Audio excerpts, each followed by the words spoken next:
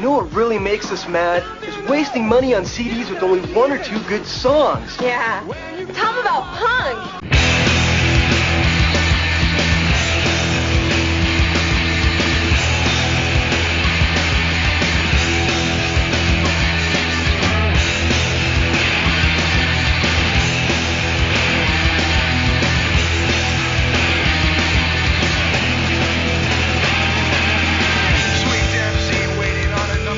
What's up, posers? Welcome to Punk Lotto Pod. I am your co-host, Justin Hensley. And I am your other co-host, Dylan Hensley. And this is the show where we assign our guests a year and they choose one punk, hardcore, emo, or punk-adjacent album from that year for us to discuss. Today, we are joined by Kathy Callahan of the band Gully Boys, who just recently put out their new EP, Favorite Son, on Get Better Records. Recording this a little bit in advance, and I haven't heard the whole thing yet, but the 3 songs I have heard are fantastic. I highly recommend people check this band out, and this is a really, really fun conversation. What are we talking about today? We are talking about the year 1992, and the album is Blind by the Sundays. A little bit outside of our punk umbrella, but you know what? Who cares? Yeah, not irrelevant to our listeners, I wouldn't say. Nah. We've definitely explored outside the boundaries of punk in many iterations in the past, so it's nothing new for us, really. Though, if you want to hear more about 1992, you can head over to our Patreon, and that's patreon.com/punklotopod, where we're going to do a deep dive on the albums that came out in 1992. I'm going to call an audible right now, Dylan. We were going to do punk, but I don't think it's a dense enough year to do a full chart dive, so why don't we do just the full 92 chart? I think we can do that, because looking at the full 1992 charts a little bit on the episode, they looked very interesting. Yeah. So there's plenty to talk about. Yeah, it'd be way more entertaining than going through 15 pages of, I don't know that record. Yeah. So, 92 was an odd year for punk music, which we'll probably discuss a little bit more on the Patreon. So head over there for $1. You get access to all of our bonus audio. If you give us $10, you get to choose what album we talk about. So that's a really fun option that we've got too. You can follow us on Instagram, Facebook, and Twitter at PunkLottoPod.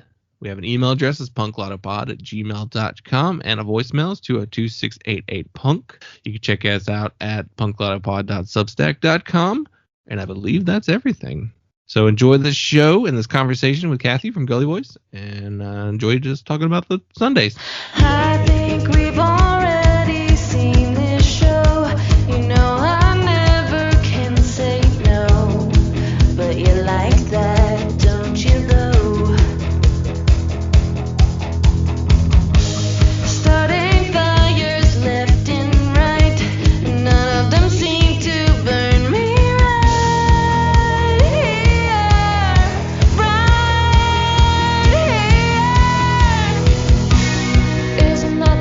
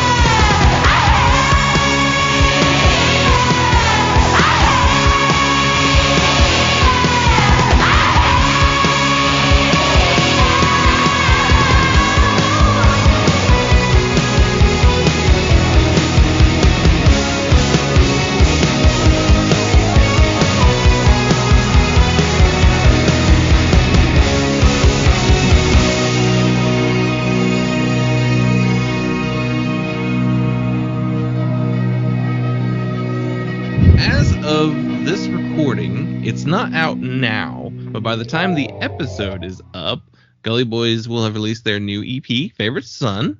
So Yes. everyone go listen right now, because you can. Yes. So I'm watching those stats. it's the follow-up to your 2019 EP, Phony. Yes. And you did a full length in 2018 called Not So Brave. So how was the recording for this release compared to the other records? I feel like we definitely got a groove on in the studio a lot quicker. Because like when we did our first couple recordings or like our first EP and full album release, we didn't know what we were doing. We didn't know what the studio is like. We've only just jammed in the basement of one of our houses. We just hear mush, you know what I mean? So we didn't really know what it was like to be in like isolated rooms or to like have to do overdubs and things like that. So it was much more natural this time around because we knew like the ins and the outs, or at least like the basics of recording.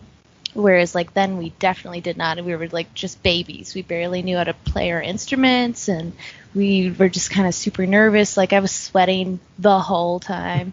And yeah, I think this time around we also worked with a producer for the first time, and previously we just decided to do it all on our own. We just actually didn't really know what the resources we could have had available to us. We didn't really know the role of a producer. Like we sort of did, but we didn't know how that would relate to us as a DIY band. And if we needed one, we kind of like took DIY a little too far sometimes, where we're like, we'll just do everything all the time. We don't need any help from anyone, especially men, you know what I mean? But now we're like, we found a producer that we really, really enjoy. His name is Zach Zern from Carpet Booth in Rochester, Minnesota, and like he just kind of got what our vibe is, and it's like hard to explain what that really means, but most of the time it just kind of like it means more than I'm just getting paid.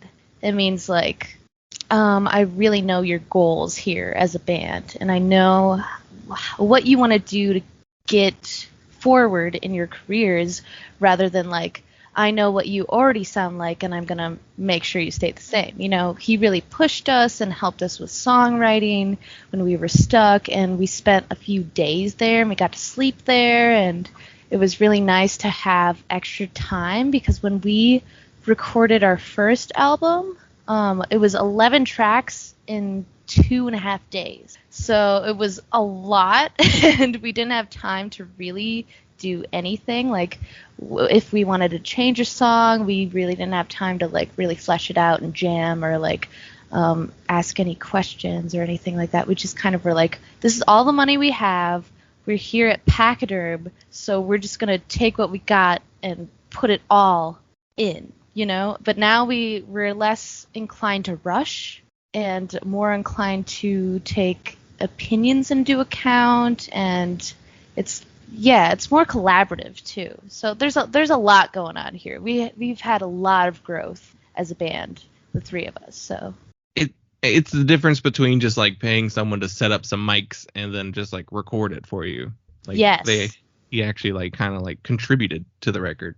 Absolutely, yes. And it was definitely like a game changer for us, because we have like, all three of us have like major imposter syndrome, so we don't really know what, I mean, I think everybody does ever, but we don't really know what we sound like outside of ourselves, of course. But I struggle personally like from feeling like we're being tokenized and that no one will ever question what we're doing, you know? Whereas like I really, really want someone to tell me that it's not working, you know? Because I don't know anything about like music theory or anything like that. I just kind of pick up a guitar, I play some shit that I like, and it might be the same shit that I made last week or like 3 years ago, but you can't tell unless somebody's like telling you what works and what doesn't, or like as an audience member. I think that's really important to have that, and to have someone who's really honest with you, because we've had a lot of people who weren't honest with us. And we kind of look back and we're like, I can't tell if you were being patronizing or supportive. We'll see. You know what I mean? It's kind of strange, but yeah, that's kind of where we were at. Yeah, it's kind of tough because, like, depending on, like, who you're asking, they may just be a friend who's like, oh, I like it. You know, like, just, yeah, and that's absolutely. all they say. Right. And that's fine. I mean, good if you're just a pal, but, like, sometimes, I don't know. I wonder if, like, gimmicks or, like, trends do something more for our music than is authentic. You know what I mean? I don't really know how to explain that. I just wonder, like, I want people to really like our music and nothing else, you know, which is Right. so, like, I think antiquated probably, and I have to get over that because in, like, anything ever, we've always had to have image, you know, we've always had to have, like, a package for music or art or, for the most part, like, aesthetic. But sometimes I'm like, can't you just blindly listen to the music and not know who I am? But you got to get over that. I just have to get. Yeah, unfortunately, that seems to be more of a just a industry thing than. I mean, I don't know. People fall into scenes too, and then so if, like, some band doesn't fit the scene requirements, then they may not get the attention. It's convoluted. It would be nice if music was purely graded or viewed or listened to on just like a, do I like it or not? You know. Right. I know. It's just not true. It's not how anything works at all. So I just have to, like, shut up. Well, on the singles you've put out so far, like, I really noticed that the production it's a lot bigger sounding. Yeah. These songs are super slick. Like, he did a really great job recording y'all, because I'd say you almost sound like a different band, but, like, it's still you know, like, the things that you do in your music that are in all of your music is still there, but that it's just almost like, I don't know, it's like, Yeah. you've gone up another level as far as. What's wild is I feel like even though there's so much more production value and Zach did such a good job of, like, creating these dynamics that we kind of, like, studied and created with him, but I do feel like that is more true to our live sound. I really do believe we're a live band. We're really good at dynamics when we're live, but we've never, like, understood until, like, recently what we prefer our recording sound to be like. We just kind of didn't know what to say or, like, what the language is. I think that's the hardest part for us still, is that we just don't know really what to say. We're like, oh, this sounds a little weird, but I don't know, like, does this mean the snare is too loud, or is it, like, you know what I mean? Like, it's just kind of hard to differentiate what actually makes the sound that you like when you don't really know how that stuff works, you know? So we're learning together, and we're kind of getting the gist of what we do like, and I think that's indicative to what our EP sounds like now. And I do think Zach, he's been to a lot of our shows, and I think that helps, is he knows what we sound like live and what we like to sound like. And just, I think we're all a little nervous in front of the microphone when we record, so it ends up being a little bit different no matter what, but we're just getting used to that. Oh, yeah. I mean, we've all seen those shows, too, where you were like, whoa, this band was amazing live, and then you check out the recordings later, and you're like, that's not how they sound. So, like, that totally makes sense. Yeah. Yes, I actually, like, now that we're in this position where we are super satisfied with our recordings and what we're releasing in a way that we haven't been before, now when I go and see live shows locally and I'm really loving the band and I go and check them out later, I'm like, oh, I think you need to find someone to record you. I don't know how to tell you to do that, but you need someone to believe in your live sound. Yeah, that definitely helps. It definitely helps because, like, a lot of times it's just a technical aspect where you're just like, yeah, I don't know exactly how to use this equipment to make it sound the way I want it to sound. So, yeah, having that person in your corner basically is super helpful. You shot 2 videos for the EP so far. That is Russian Doll, which was a great, fun video, and The Way, which looked amazing. Thank you. Oh, that's our favorite song, our collective favorite song on the whole album, which is so crazy because we basically wrote that in the studio. It was, I think, one of our last days that we were in the studio, and Natalie took out my guitar and was like, I wrote this thing a little while ago, but I don't know if it's stupid or not. Something along the lines of that. And then she starts singing the verse and then the chorus, and Nadi and I looked at each other and we were like, we need to go jam this right now. This is so good. And we immediately clicked. It was one of those songs that was we barely had to do anything for it to happen, because Natalie had something, the basis of it was so solid that we just had to come up with some more lyrics, and it was good. And, I mean, production, of course. I mean, we're not doing that, but... Yeah, I mean, it was one of those, happy accidents, I feel like. I mean, I don't know how Natalie feels about it, because she's the one who came up with it. Maybe she slaved away at it for, 2 months, but I don't know. But she definitely approached it in a way that she was just like, hey, I've had this in my back pocket. What do you think? And we're like, what? You just had this here? And you didn't tell us about it? And then you shot the video, which is medieval costumes and fighting in the woods, and it's just a great looking video too. It got premiered on Alternative Press, which is super cool. That blew our minds. Nadi specifically is has been a huge fan since they were a teenager. I knew of Alternative Press, and I saw them a lot online. I looked at a lot of their articles, but I never had the magazine physically present with me. But I mean, Nadi was a huge fan, so it was a huge thing for us. But mainly, I think it was this video is such a big deal for us because we hired our best friend Sam to direct the video, and we came to him with an idea. We were like, we had done some shrooms a week prior, and we were in a cabin in Colorado together, and we were with a bunch of friends, but then naturally as a band we just kind of went off together, and then we were having a moment where we were what if we made a music video about termites? Because Natalie picked up a log, and she had never seen termite trails before, in wood. And I was like, yeah, dude, termites do that. And she was like, whoa, what if we did a music video where we tried to figure out what the termites are trying to say to us? And then she went on to say, yeah, and then they become aliens. And then we become termites. And we thought it was so genius. We were like, we'll wear full green screen suits and we'll be the termites, whatever. So we came to Sam with this ridiculous idea. And we said, we just basically want to do a shitty green screen music video.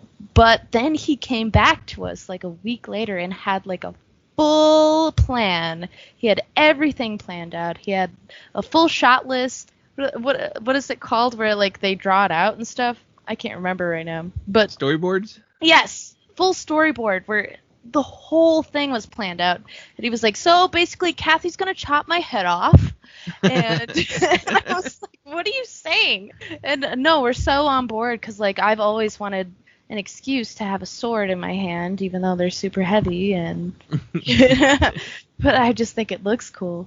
Yeah, it was just kind of amazing to work with our best friends, and they did a really, really great job, better than anyone we've ever paid to do our music videos. Not to slight anybody else, but yes. Well, I mean, it's an amazing video. I loved how it looked, and the storyline within the video was just a lot of fun. It was so good. Yeah, it was really funny to see because the director was actually the knight in the video, and he was our friend. So he had 50 pounds of armor on him. He had real chainmail on, and it was 93 degrees and humid, and we were in the woods, and he's a very sweet person, and then when he was in this armor and he was trying to get the shots done, his bridezilla is what he calls it, came out.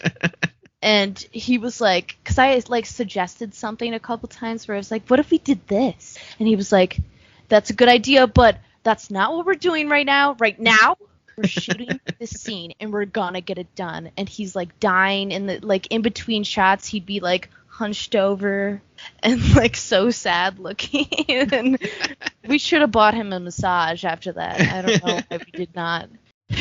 I mean, he chose to do it. It was his idea. He directed it. Exactly. He knew what he was getting into. We came to him with a very simple termite idea. He could have done it all in post. No. That's so he had funny. To have practical effects. I know, because that probably would have been way harder to do like termites in a green screen suit. As a film major, that would have been a nightmare. The new EP is coming out on Get Better Records. You are in like amazing company with that record label. We just spoke last week with Olivia of Cowboy Boy. Yes. And we've talked to Susie True and Bacai. I think that's all we've talked to on the label. But like, Get Better is easily one of my like favorite labels today, for sure. I love them. How is it working with them? Oh, they're so great. They really they have our best interest in mind, and anytime they think like something is a little bit off kilter with either like management or like how people outside of us are treating us, like venues and stuff like that, they will speak up immediately, and they're like, no, this should not be happening to you right now. Like, we know how you should be treated. And sometimes it's like we do know how things should work and how we should be treated, but sometimes we just kind of like deal with it because we're either just like don't want to fight or anything like. And it's nothing serious, but like it's just little things like that where we're reminded like these people actually super care for us and our music, and I've just felt super supported by them, and everyone on the label is so cool. Like, if you follow everybody on Twitter, everybody's funny. Yeah, I follow a lot of the bands on the label, and like, yeah, it's a really cool like community, even though like all of these bands are completely spread out across the country. They have but, good like, taste. Yeah, absolutely. That's a killer label. I everything they've done, and now they've got Fucked Up reissues on the label, which is so like next level. So it's gonna get them so much more attention. Oh, good. I'm so glad.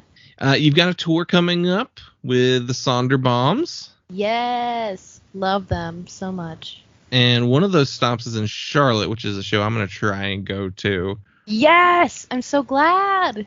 And you're playing at the Milestone, which is one of the oldest punk venues in North Carolina, period. Like Minor Threat and like Bad Brains and Black Flag played there in the 80s. And so it's a really cool spot. I haven't been there in a couple of years just because there hasn't been shows like that went there whenever I was available to go to the show. But how excited are you for the tour? Oh my gosh, so excited. I'm a little bit worried because of like the Delta variant and things like that. We're literally going down south where things probably won't get shut down no matter how bad things get. So if that's the case, we might have to like make like a moral stance where we end up canceling stuff, but I don't know at what point. Sorry, my cat is like I just have to let him in or he's going to do that. Anyway, we feel like we might have to make like a moral decision where we don't play at these shows based on the numbers, and I'm not sure at what point we have to make that decision. So we're just going to have to go day by day. I do not want to cancel anything prematurely. I want to do every single show if we possibly can, because like every show could be your last. We learned that last year. So I'm really excited to go to Fest in Florida. I've never gone. I've heard it's like really wild, but it's also like Florida, speaking of Delta variant. So we'll see how that goes. But I mean, I have high hopes. I just like, I can't really believe anything but the best at this point, just because I don't want to break my own heart. Right. You kind of need that little bit of hope, like, because if you like are down on it now, and it's like, ugh, well, at least if you're looking forward to it through the month of September, at least September wasn't terrible. Exactly. Yes, exactly. Yeah, I'm not trying to anticipate anything bad right now. No. Right. Hopefully with the recent, what did Live Nation just say, that they're going to require, like, as a company, all of their venues will require proof of vaccination and masks and, like, or recent negative tests. I want to say that was the, how that affects states like Florida and Texas. I don't know. Live Nation is certainly big enough and has the power, the muscle to throw around to, like, kind of pressure those states to kind of give into that, because otherwise they might just say, like, well, we're just not going to operate any of those venues in your state and you're going to lose revenue. So hopefully that can do some good. Big company standpoint, like, they can't afford not to, really, which is a shitty thing to kind of put your eggs in a basket about. But I think you're right. I think that's going to happen. And with every individual show, we're going to require like either proof of vaccination or negative test within 72 hours. We're going to do all of that, but it's just kind of like, I don't know what the future holds, but we're going to play shows unless somebody kind of tells us not to, or we decide as a group not to. I think Fest this week announced too that they're going to require masks at all the indoor venues, and you're supposed to show your proof of vax to get your Fest ban. So, like, yes, that's Florida too. So, like, they're just saying, fuck you, DeSantis, or try and stop us. They haven't figured out how to actually stop anybody from doing anything there. So that's a good sign. I think that's a good sign. I went to a show recently, and it was like everyone wore their masks, everybody showed their cards, and it was good. It was fun. I felt completely safe. So yes, yeah, I have too. Like, the last shows that I've gone to have felt so good and, like, rejuvenating, and I just can't believe I didn't go to shows for like a year and a half. I can't believe I did that. Like, how depressed was I? Can't even remember, because I'm happier now, Yeah, and vaccine numbers are going up because I think people are, like, getting scared. So I think we're gonna do a little better. I think it's just there's some of us that need a little bit more convincing, but we can have fun and figure out how to stay safe. So I definitely want to see that show. I want to see Gully Boys, and I want to see the Sonderbombs. Like, I'm not gonna get to go to Fest this year, but I've gone every year for the last. I went to every Fest 7 on. So this will be the first one I've missed since 7. So. Whoa! And so I haven't gone to any of them.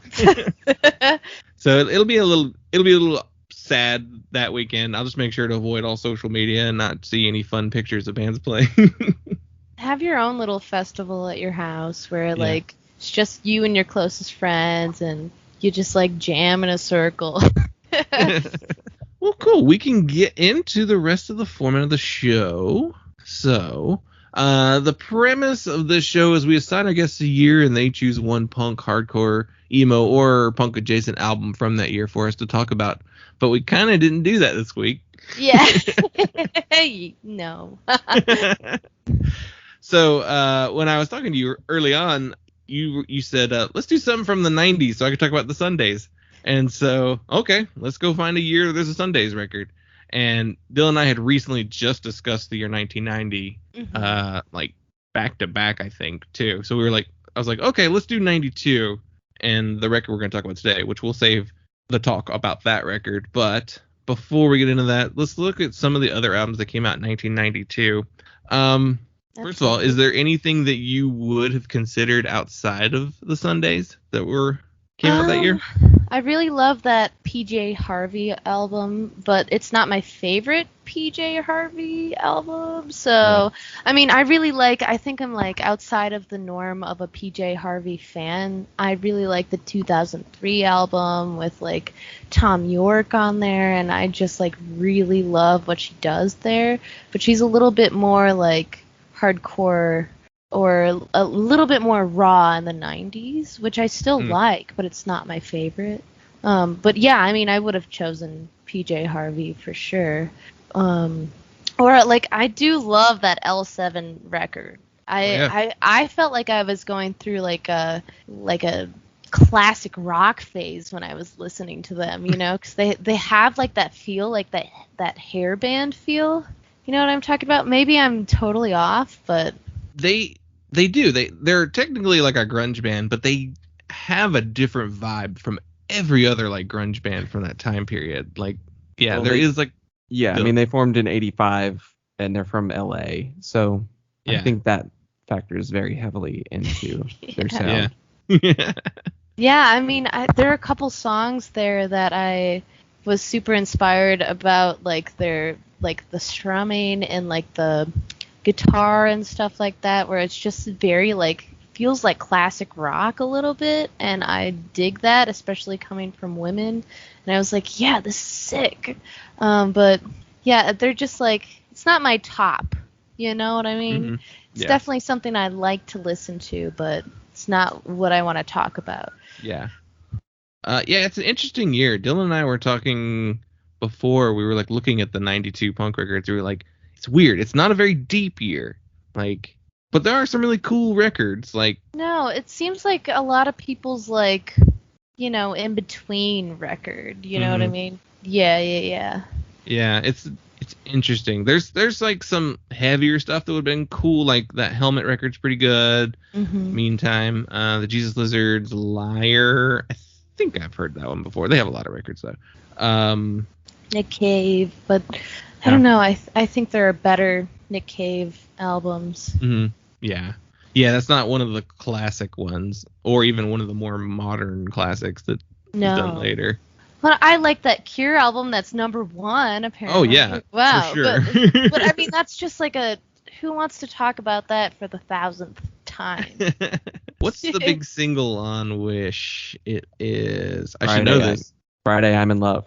There it is. Yeah. That's the like big the one. biggest. That's the one I heard. I heard that as like a cover on like a Disney Channel movie, and I had no idea that it was The Cure because I was a little weirdo who just watched TV all day. And but I remember hearing that for the first time and looking it up, and I was like, oh my god, this was a band.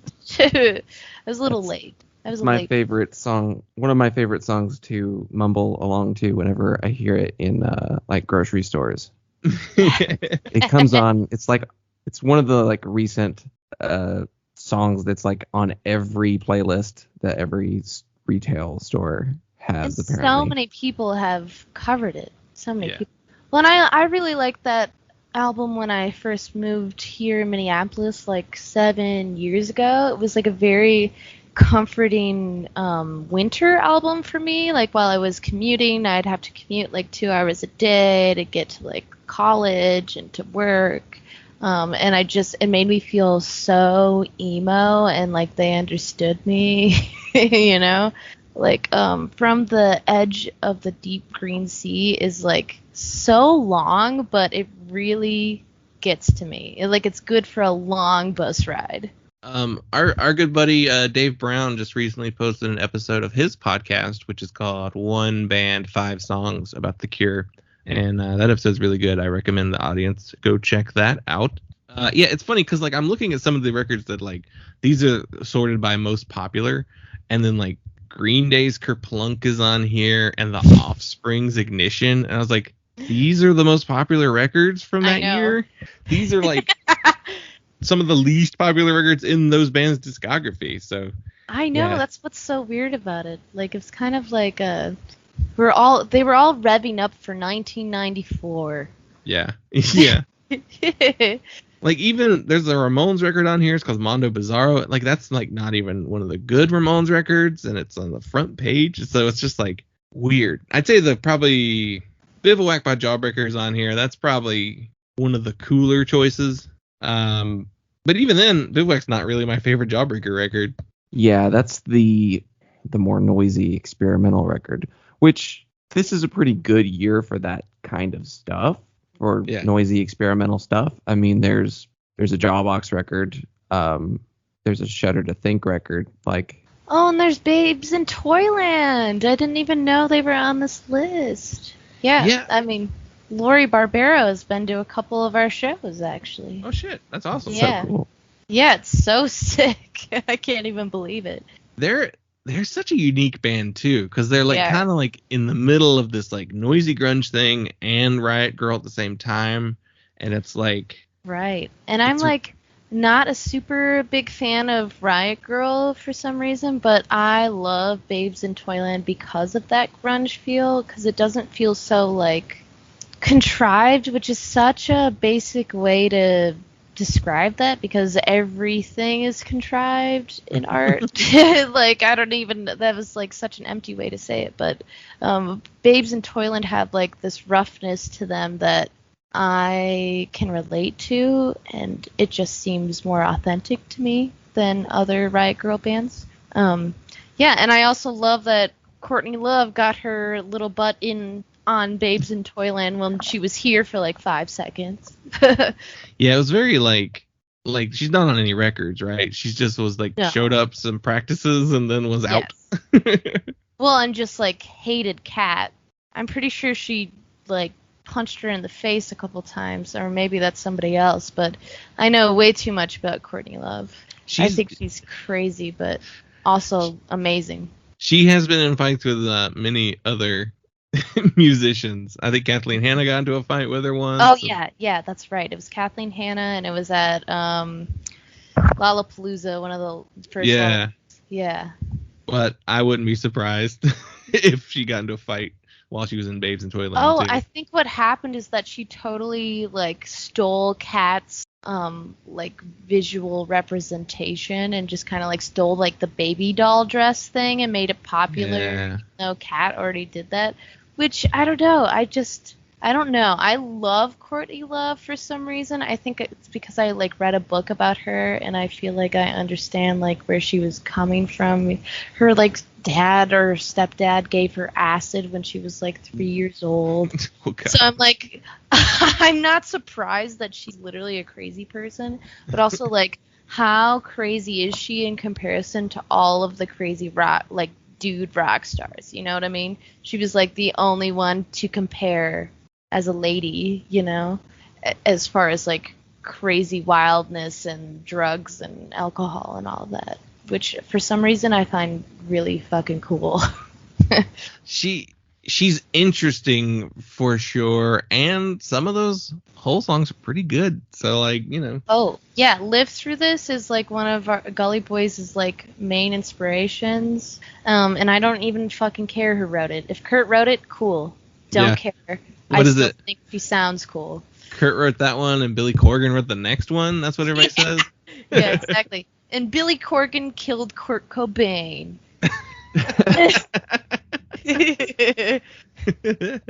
That's a take I haven't heard yet. He didn't kill. It's because she like cheated on him or whatever. I don't even know. Don't even know. I'll listen to anybody's takes on Courtney Love because I know how crazy she actually is. She's like super problematic, but that doesn't mean I'm not gonna love her. Right. She's one of those problematic people where you can like, well, I see what caused it. Yeah. Yeah. Yeah, but you could say that about like a serial killer, and like, Yeah. so I it's guess. just like my problematic fave. I'll take that. Yeah. Oh, what was that old site?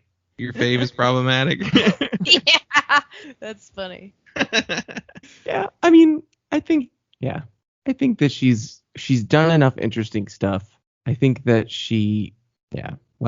everything that we've said, like, Yeah. She's like somehow romanticized every single part of her life. Yeah. She's been really good at that. She's like one of the best influencers before Instagram, I would say.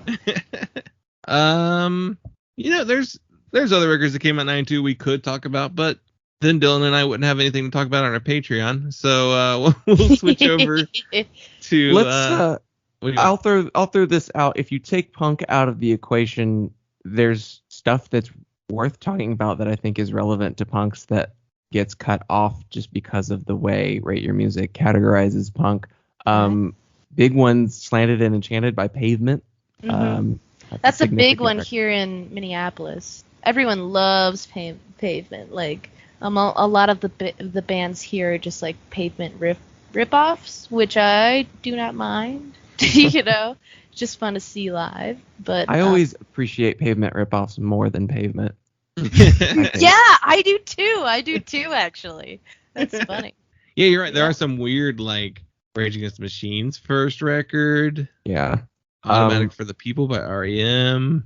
Yeah. Which I was going to right. say very relevant to the record that we're going to talk about. So, Yeah, like Pantera did Vulgar Display of Power. You know, fuck, what's his name? But Phil Anselmo, but an important band who kind of influenced hardcore in the future.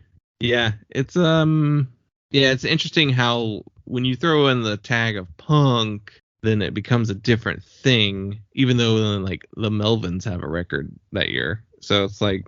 yeah. I think the 90s is when punk becomes kind of blurry, you know? Because, like, grunge starts to happen, and, like, it's just, like, not as mainstream anymore, I guess. I don't know, because I didn't live in the 90s. I don't know.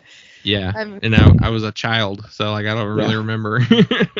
And I mean, yeah, there's stuff going on in, I feel like even like punk and grunge had their way of pulling even like metal towards more experimental angles, or like maybe more less polished, I guess I would say, because I mean there's like, you know, there's significant black metal records, there's stoner crusty kind of stuff, and then even like, I guess, kind of steering more towards the lane of the record that we're talking about, there's shoegaze still Yes. pretty significant.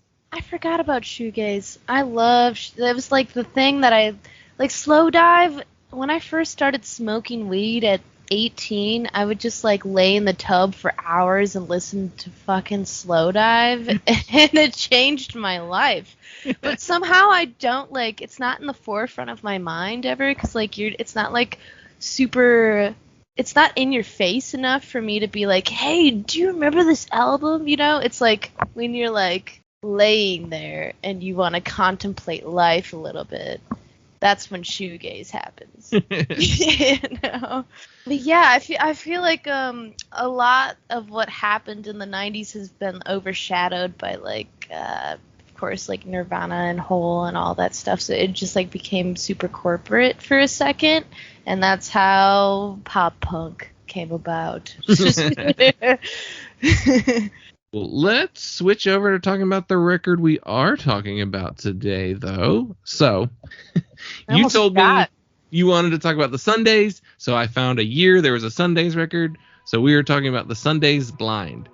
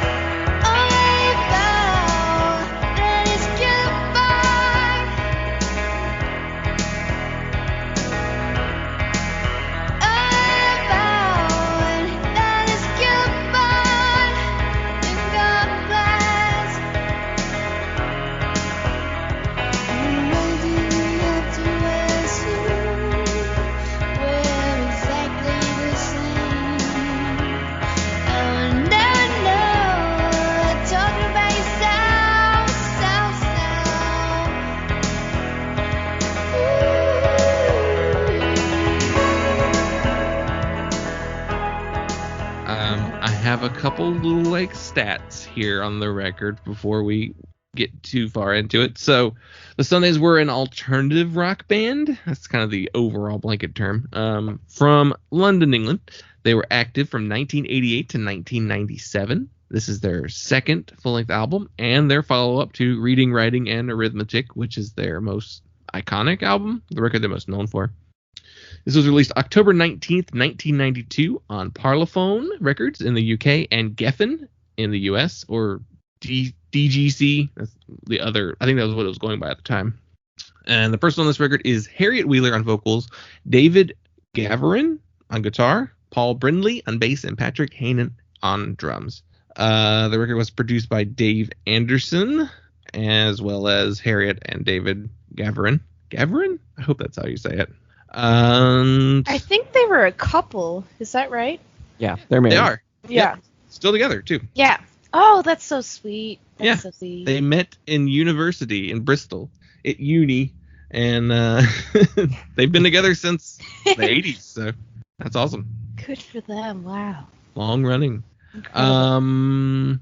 I got a couple of things, but I'll save that for later. So this was kind of a different one to choose. I ask what made you choose this album, but you didn't. You chose the band. So Yeah. I know. I'm sorry. It was weird, but I mean, I'm still a little salty that I couldn't talk about Jack Black and Tenacious D. I was almost gonna be like, I don't know about that one.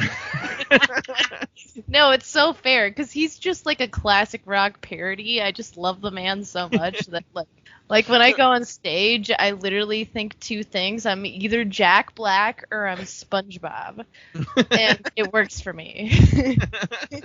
So I guess I'll lead with this. What is it about the Sundays that you like so much? I think mostly it's she can really like cut her vocals in a way that I cannot.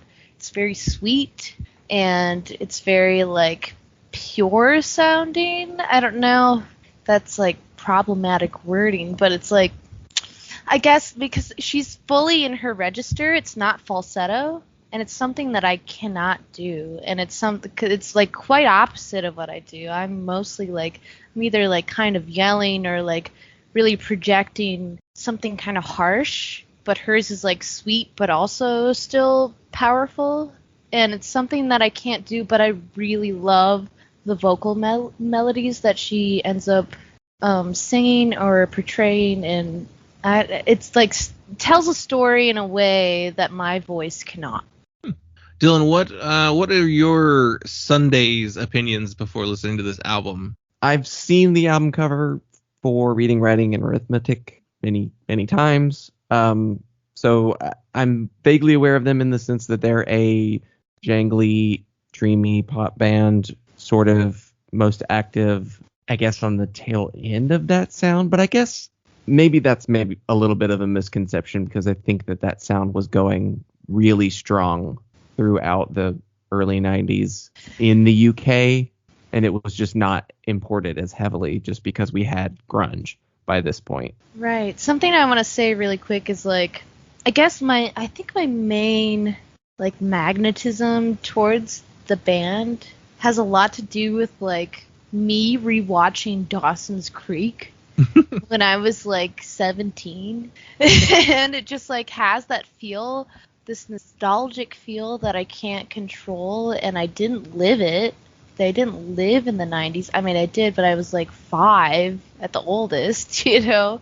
So there's something about it that makes me feel like storytelly, you know? Like I can make believe something that I didn't live, and it makes me feel good. It has like this blanket feeling of just everything's okay, but I don't know if that's just like my subconscious, like maybe my mom played some 90s stuff when I was a baby and now I'm just like cradled by the sound generally. But it has like this, like I love the textures of like acoustic and electric guitar together is like really special, I think. Something about that in the 90s sphere, and then the like very pure voice on top of that.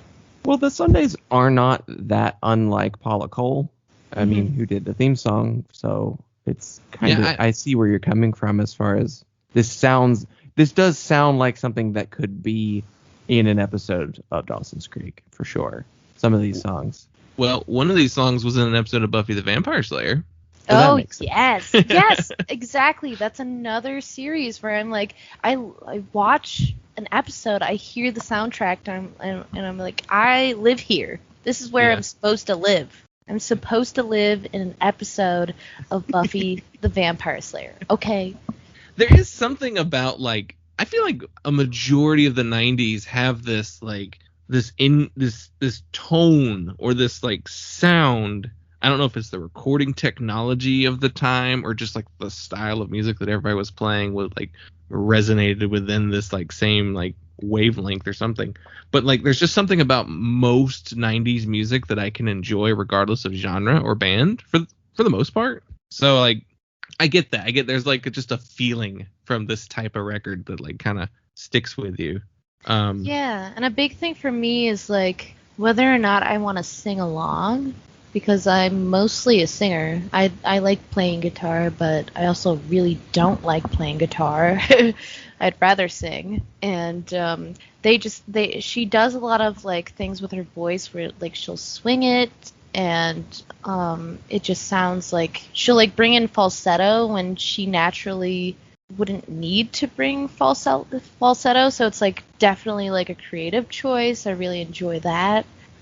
Yeah, I guess there's more to say, but I mean sometimes it reminds me of like Jeff Buckley in a way, even though it's not as raw, it's not as like rock and roll, it's not as, there's something about it that has like this purity to it that I can't shake, and I'm not even sure how to describe it.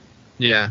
My introduction to the Sundays was through a book first. I read this book when I worked at Barnes & Noble called Alternative Hero. And the premise of the book is this guy who is kind of obsessed with late 80s, early 90s, like Britpop and that kind of era of music. Like a little bit of the shoegaze stuff, a little bit of like, I think it goes as far as like the Oasis type stuff too. And he's obsessed with this one fictional band in the book. And like the whole book is like about him trying to get like in contact with this musician who's like gone reclusive since his band broke up. But throughout the book, he's constantly like referencing British records. So like he talks about this, talks about Primal Scream. He talks about, I don't know, My Bloody Valentine, like all sorts of British groups from this time period. And the Sundays was one of the bands that he references in that book a few times. So like that's my first like true like introduction to the Sundays. And then throw in like that iconic album cover for the very first record, which I've listened to and enjoyed before in the past. So this is a record I hadn't heard yet before this, getting ready for this episode. So in the Sundays discography, where does this one fall for you? Oh, I mean, this one's definitely second. I love the first one so much more. I think it's way more strong, and melodically, I feel more inclined to sing along, but I still really enjoy this album because I feel like it's one that I can kind of like. There are a few like strong songs for me, but I can definitely like sit down at the park and kind of gaze at things and not really think about what's being sung about, what's being played, but I can just kind of enjoy it. It's like more meditative, this album, I would say. And I also really love the cover of Wild Horses, which I know everyone has covered, but it's my favorite. This version is really nice because it like also does this thing where you don't quite realize what it is until she like gets to the chorus. She's like rearranged the melody enough and made it her own thing that it's like, oh, it's Wild Horses. Like it kind of hits you when you realize what it is. Right. Yeah, I think it's better in a way, which is like such a sin, but I really love it. Again, it's like the way her voice cuts, and she does it in like a higher register than any of the originals or any of the other covers, and it makes me want to sing that way, you know? Like it just feels like she's connected in a way that I also am, but in a different like realm of it, you know? Like she's in touch with something that I'm not. That's how I feel about it, and I think that's so like, maybe that's too like godlike or too like I'm putting her on a pedestal or something, but that's kind of what it feels like to me. It's just like different, and I don't really hear a voice like that all the time, especially with an older song like that I've heard like a million times. And you hear it on a record. Like I bought the record from the local record store kind of recently, and it just sounds so good.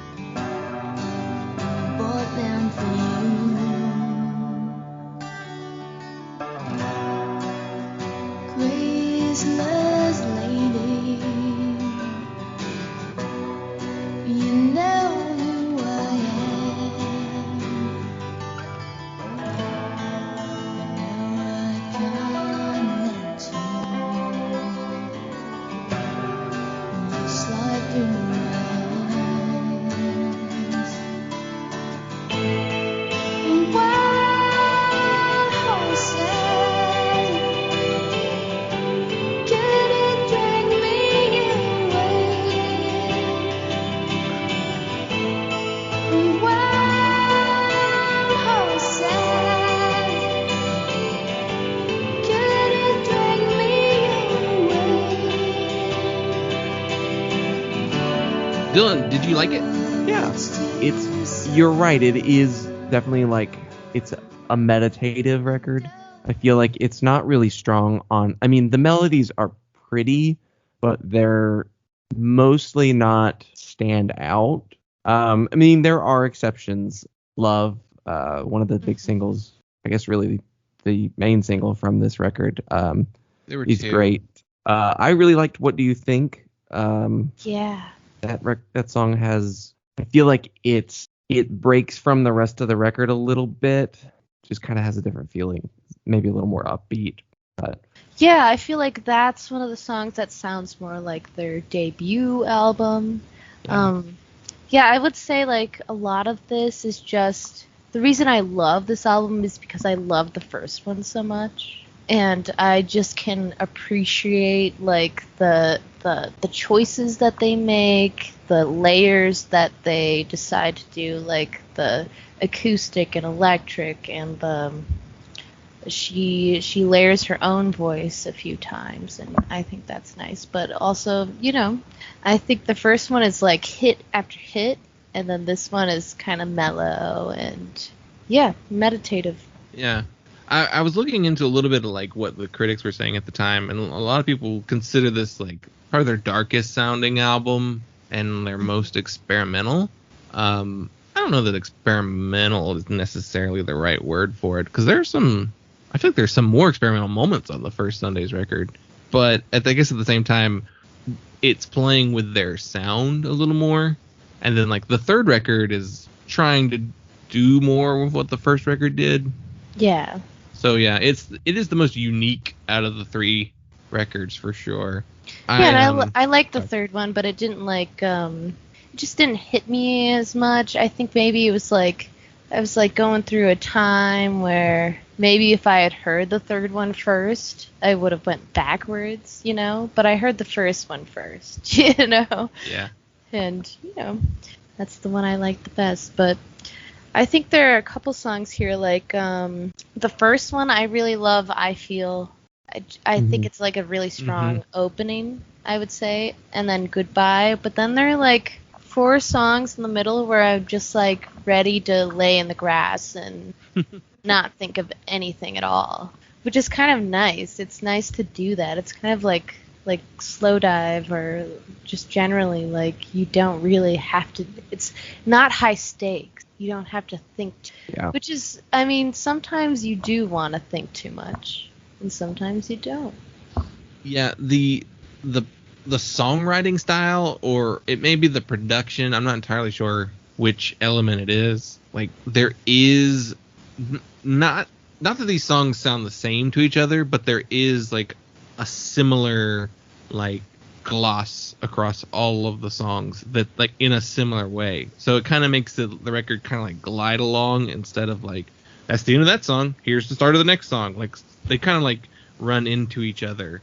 Yeah, yes. And I think that's part of like the like feel good vibe that they have, where you can't really tell what the difference between each song is unless it's like more of an upbeat song like Love, or like the first two, or the cover. Yeah, it's interesting. Love and Goodbye were the 2 singles chosen for the album, which makes sense. They're probably some of the more upbeat tracks on there. Definitely. I think they're definitely the 2 best, I would say. Yeah, those are some standout tracks for me. I really enjoyed More as well, which is like the 4th track, I believe. And God Made Me, I like that too. Oh, I love that one. I'm like not a religious person, and I'm not sure if they actually are, but the way she sings the chorus is so like, it makes me kind of want to ascend a little bit, Yeah, I tried to read some of the lyrics for the record, and I was like, they're good lyrics, but they're also not the kind of lyrics that like I kind of like hit on. No.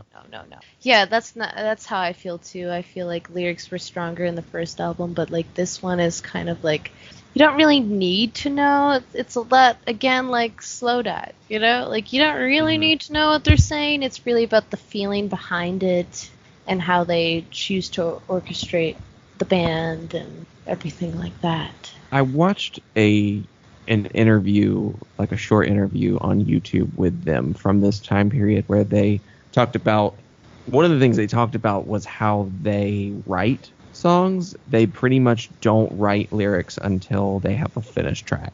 So that, I think, probably lends itself to maybe why the lyrics are kind of not anything. Like, there, there's That's nothing what to really seems like.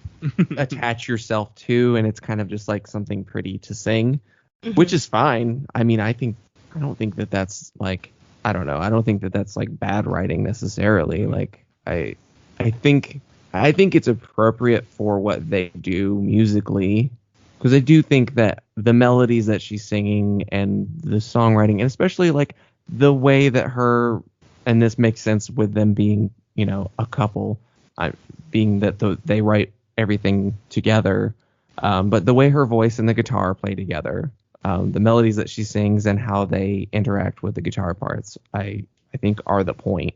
That's what you listen to this for, not necessarily like, is this something that like I'm gonna get tattooed lyrics on my body from? No. It's just like pretty. It's kind of like flowery poetry type deal, and I also really like what you said about like how the guitar and the melody interact.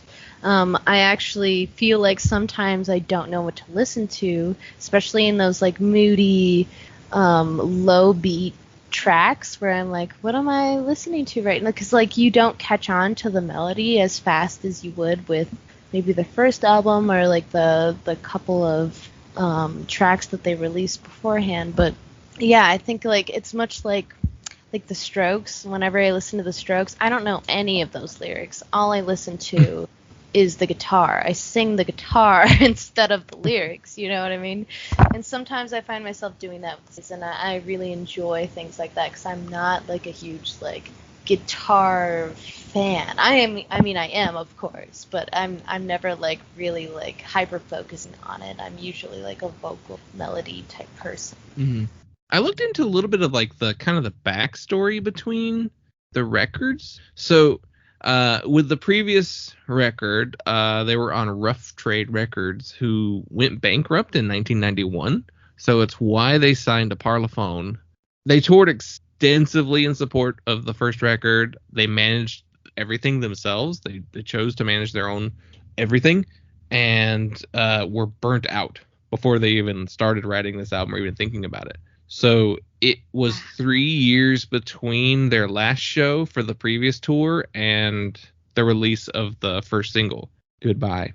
So they were also very slow at writing songs because apparently David and Harriet are somewhat perfectionists, and so they will only release it, or they'll only like go into the studio with it unless they're like completely ready for it. And then you know they have to like do the song right too in the studio. So they're an interesting couple. It's funny because I was reading something else that's an interview with a British comedian named David Baddiel. He apparently is super close friends with David, and he said that they continued writing songs ever since the Sundays stopped being a band. But because he said they're paranoid about releasing something that's not good, so that's why they've never released anything else. Oh, that makes me so sad. I want to hear it. Come on. And their drummer, Patrick, who he confirmed this on like a podcast called the C86 podcast in 2020. He said that they've been recording songs for years, and he's even played drums on some of them, and he thinks they'll never be released. Oh my God. What do they do for their jobs? What the hell? Go tour. I want to see you guys. Yeah, it's interesting because it's just like, I don't know. They wanted to settle down, which they did do that. You know, they had a kid, and they like, I guess they found jobs to do in England that, you know, allows them to sustain their life without having to go tour. But it is funny that they continue to write and then just never it's not good enough. We can't put it out. Well, I can't tell if that's integrity or if that's just like complete paranoia. You know what I mean? Maybe it's a little bit of both. Yeah, I mean, there's definitely, it kind of happens with some musicians though. Like My Bloody Valentine famously was one of those bands that like deleted albums or like took years between albums, and then Guns N' Roses. Yeah, I was gonna say Axl Rose. But that record wasn't good, so I don't know what he thought. That's funny. The Wrens, they They're Oh, yeah. notorious for like they have apparently like the follow up to Meadowlands it's like 15-20 years in the making or something like that. Yeah. I mean, I don't mind when the record is good. Like, take as long as you want when I could be obsessed with it, but... But even then, you almost wonder, it's like, are you not releasing stuff that we would love to? I know. It's a good chance. You're right. I know. I agree. It definitely creates, I mean, it creates the expectation, which I can only imagine is going to like impact your perfectionism that much harder. Like, then it's got to be really perfect, because if there's even one tiny little flaw, I wonder if that's, I mean, it doesn't seem like they were ever really critically panned or anything. So it has to just be this internal thing for themselves of like, to their own standard, impossible standard. Like, because they were generally well received. I mean, they were certainly capable. If you've watched live footage of them, they're like studio perfect. Like, her vocals are incredible in a live setting. So it's not that they can't do it. Yeah, and maybe like they are so happy as a couple that it's not like going to, I don't know. Maybe there's something there that they're afraid to like rock the world of, you know? I don't know. Maybe they have something good going on now that they don't want to ruin, but who knows? Who knows? We have no idea. Because we all know they're talented, but Right. I mean, again, maybe they don't. Maybe they have drowned in self-doubt and things like that. Yeah, I mean, I totally can relate, though. I feel like sometimes I'm like, after this, what is Gully Boys gonna do? What the hell? You know? Even on the most, like, minuscule level, I kind of feel that way. Yeah. Yeah, but you're right. They could just have like a perfectly fine home life, and they're like, yeah, we wrote all these songs, but, you know. Maybe they're waiting for the kid to grow up. How old is the kid? I don't know. The kid, I think, Not was that they born had in a the kid. mid-90s, so... Yeah, they're an gotta adult be. by now. They're good. Yeah. All right. Yeah, now they're retiring, and now they're playing golf in the UK somewhere. I mean, they certainly could just be doing it for their own sake. I mean, you know, Yeah, I guess exactly. it doesn't necessarily have to be like Right. and necessarily an anxiety thing. It could just be like, it's not urgent for us to do this. Like, it's too much work to do this and have it released commercially. We're happy to just make music for our own Or sake. you could just like sit in your living room and look at each other and like write songs together, which I'm sure is super fulfilling. Like, I did that with my partner for a couple years, and it was freaking awesome, you know? And then Gully Boys got a little bit bigger, and I, you know, had to choose one or the other because I can't focus on multiple things at a time.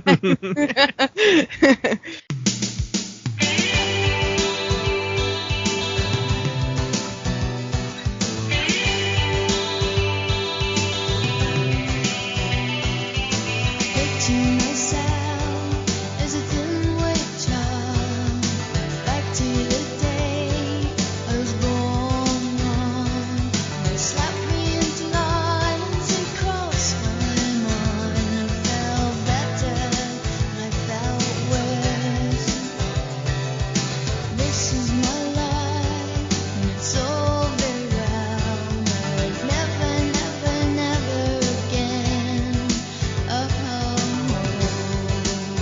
Is a sad moving world. Don't you know that this time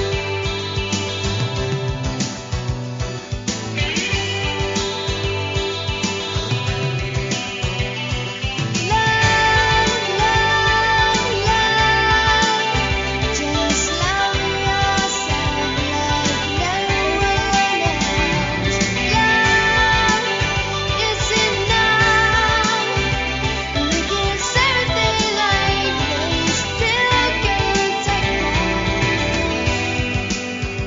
take. They seem to also like have a hard time with like high stress, like they burned out on their first tour. they actually, for the tour for this record, they toured pretty extensively in the UK and the US. They sold out a bunch of shows. The US shows, they played a mix of songs from both the first two records because not everyone had seen them on the first album tour. And then they wound up cutting that tour short due to exhaustion and homesickness. So like maybe just like the stress of being a touring band was too much for them, and they assume they have to do that, which nowadays you don't. I mean, I totally get that. I mean, after my first tour, I was like, people live like this? But no, I mean, I like it now. I've learned to like really enjoy it and enjoy like the struggle of it all, and like I don't know, like pulling your pants up and just doing it, you know? But but I can totally understand why someone wouldn't want to be on the road for 3 weeks at a time or more than that. I mean, yeah, way more than that. I mean, yeah, it's I don't know how. Especially if maybe you want to have kids and like you want to get married, like maybe it's not for you. Yeah. Yeah, I don't know how many dates they had, but I imagine if they did a US tour, they at least did a couple weeks at a time, maybe probably a month at least. I hope so. I would like to see them. Make it worth it, yeah. The record did well. Peaked at number 15 on the UK album charts. It peaked at number 103 on the Billboard 200 chart. So it didn't quite do as well here, but that's to be expected. Goodbye and Love were chosen as the singles. Love hit number 2 on the Billboard Modern Rock charts, though, which I thought was pretty interesting. Damn, that's pretty good. I wasn't expecting that for some reason.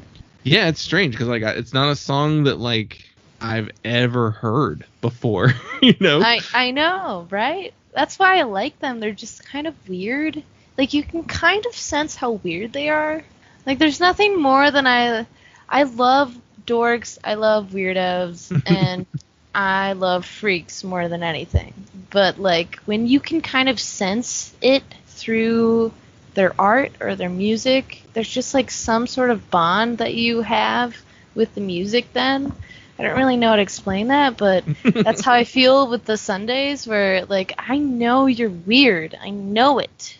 I know you're weird, and I know if I talk to you, we would have some weird conversations, and I would not regret it. Their cover, Wild Horses, was used, like I mentioned, for the Buffy and the Vampire Slayer series, but it's also in the soundtrack for the movie Fear in 1996. And my favorite stat about this song is that it was used in a 1994 Budweiser commercial. I found the commercial too. It's just horses running, and so they're just playing Wild Horses. It's like, this is weird. That's good. Why did you license? Why did Budweiser license this other than it's like, well, it's a Rolling Stones song. We know the Rolling Stones. Here's a shimmery acoustic. Yeah, they picked really different cover to do that. Maybe it was like super modern feeling at the time because it was like stripped down. Yeah, ethereal. I love this, like Cocteau Twins. Yeah, you kind of like Mazzy Star-ish version of Wild Horses, and then it cuts to This Buzz for You, fades in at the end.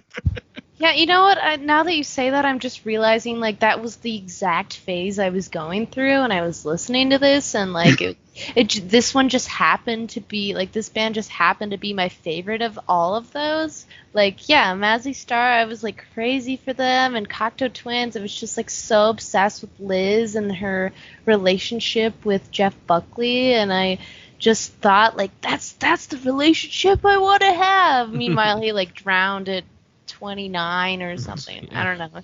He did. It was like he knew how to swim. He just like got under the current and whatever. But I think, it was just like that part of my life where I would romanticize literally every single thing I possibly could when I was like 19, because I was like, oh, I'm homesick, but I hate it there. I hate it at home. So now I hate it at my new home, but I created my new home. So what does that mean?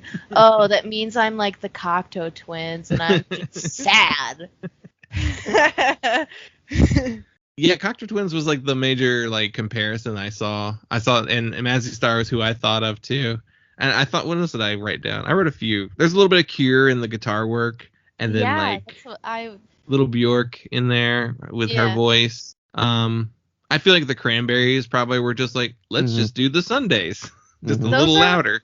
Those are literally all of the bands I ever loved when I was 19, and that's so funny. I think I subconsciously chose the Sundays because the first songs that I was writing for Gully Boys was when I was really into the Sundays and really into the Cocteau Twins, and I kind of ripped off the Sundays with one of our songs. Like, not like melodically, but there was like this like chord progression that they used in the first album that is like one of our most popular songs now, and I'm like, are they gonna sue us? Maybe not. Hope not. No, the Sundays don't do shit, so we're good.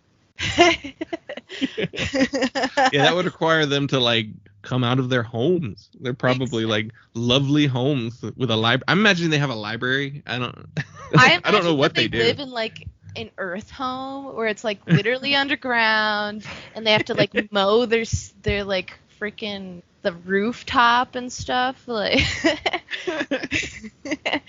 Thinking of like just like a North England cottage. Yeah. They're from London originally. I wonder if they're still in London. No. Well, if they're friends with apparently there's really good friends with that comedian. I think he lives in London, so yeah. I assume they probably still live there too. My last little like tiny little thing I found in looking at like the people associated with the record that I wanted to mention. The record credits a guy named Lindsey Jameson on tambourine, and I was like, who is this, and why did you bother like crediting like a tambourine player? So I looked him up, and he's played on some Ben Folds records. Whoa. And he's also played on a couple of those William Shatner albums that Ben Folds produced. But then he also did some Michael W. Smith albums, which is like contemporary Christian music. And he's done some other like contemporary Christian bands. So they just like had to credit this guy, you know? Was he a tambourinist? I don't Does he know. play, or does he do like all of the hand percussion? Like he's like tambourine, egg shaker, some maracas. I don't know what it is he does, but he's strange that they're like, we got to credit this guy. The guy, what's the maracas guy? That is so funny. It's so funny. I mean, I would do it too. Who am I even talking about? Like, Right. If you could trick someone into giving you a career as like the assorted percussionist on records, why wouldn't you? I'd do it, and I would credit them too. Yeah. Yes. Especially if they were involved with all these people. Ben Yeah. Folds, come on. You got to credit the guy who worked with Ben Folds. Well, I think I hit all of my notes. Does anyone else have anything else they want to say about this record?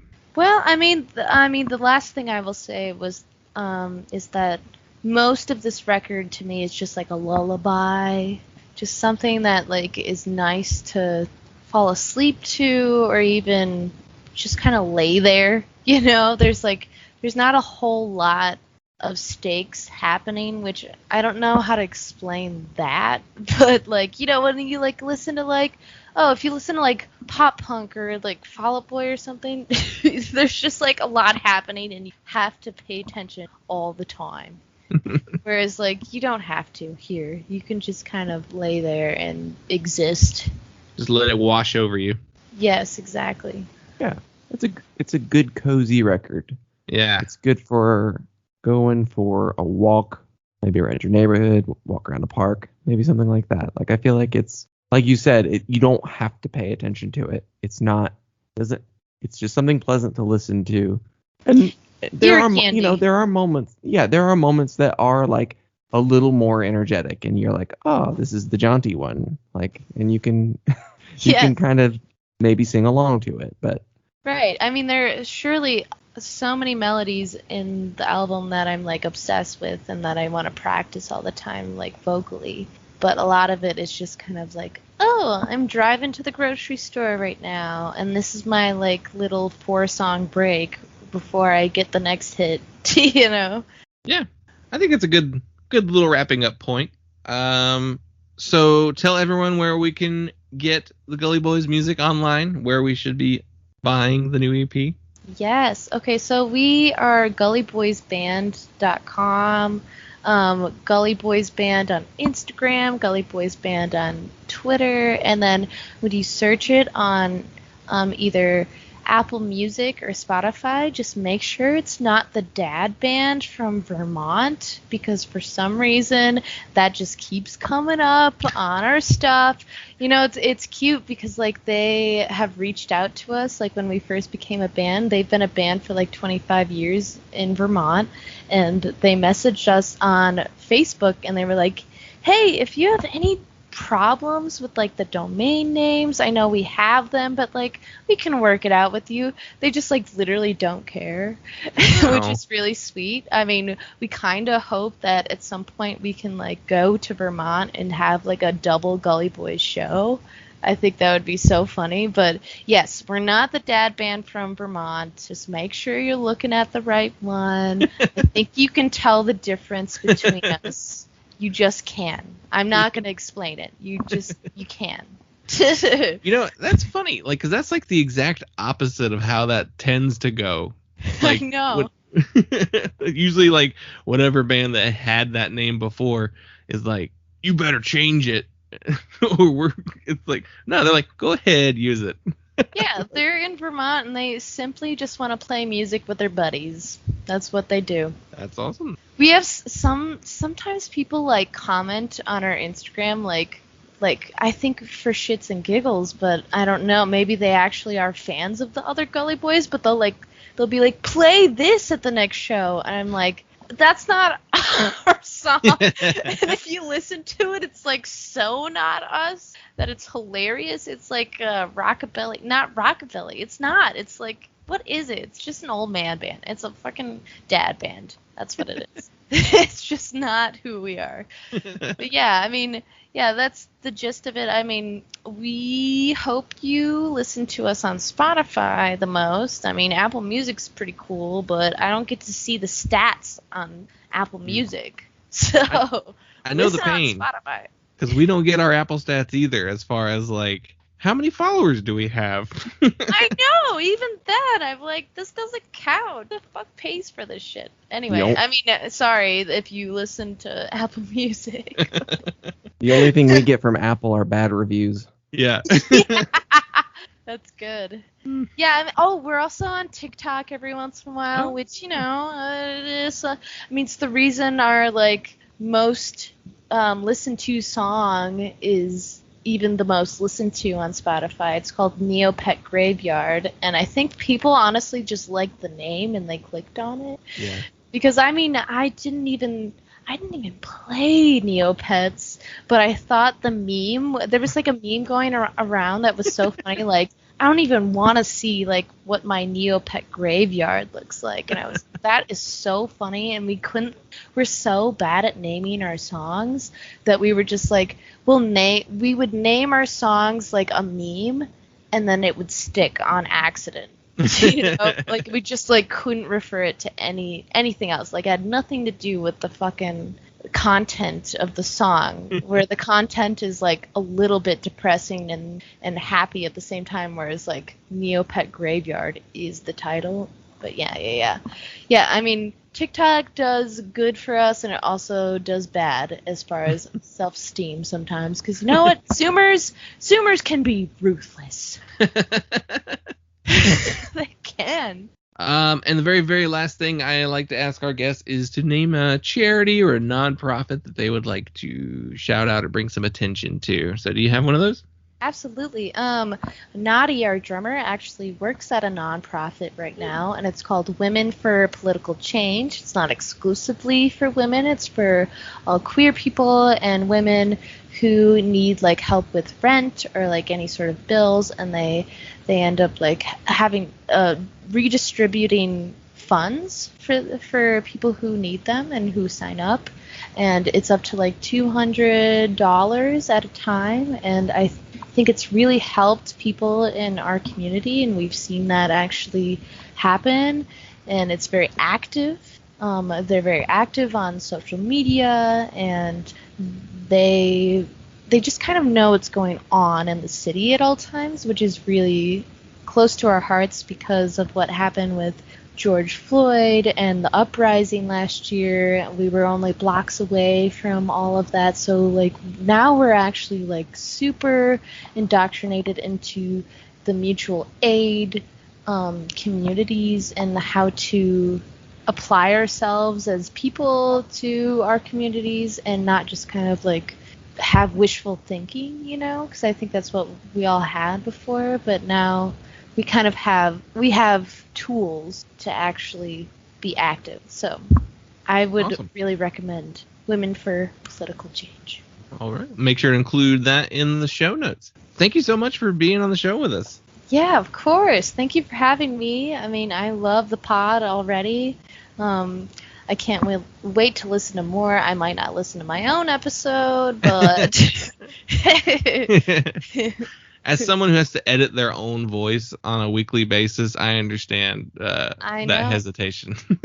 Right? Like sometimes I'll have a friend, like I'll go to a friend's party and they'll play our band on the aux cord, and I'm like, I don't think you understand. I can't listen to this right now.